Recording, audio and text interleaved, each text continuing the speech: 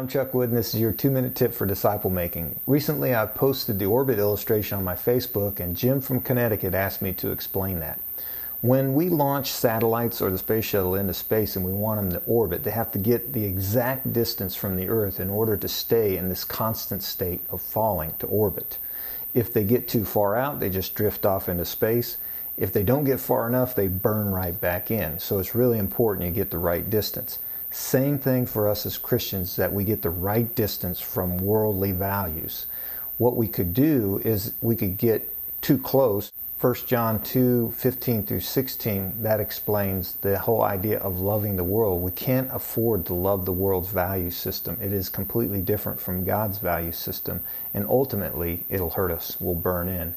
We can get too far away in the sense of 1 Corinthians 5:9 through 11, where the Apostle Paul explains, when I said don't associate with immoral people, I was talking about believers.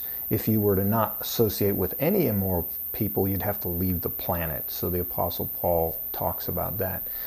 The right distance, we can see that God loves the world, and so He's given us this mission to go and make disciples of the entire world, of all the nations, and to spread His love.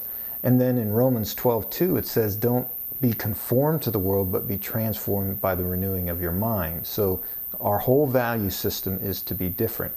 And then in John 17:14 through 19, Jesus says that He sanctified us through the Word, through the truth, and He sent us into the world. Not to be like the world, but to win the world to Him. So we got to get at the right distance and make sure that our association with the world is proper in order to keep from getting sucked into worldly values or being so heavenly minded we're no earthly good. We got to stay insulated, not isolated. Hey, if you know somebody that could use this video, please pass it on. And until next time, keep making disciples.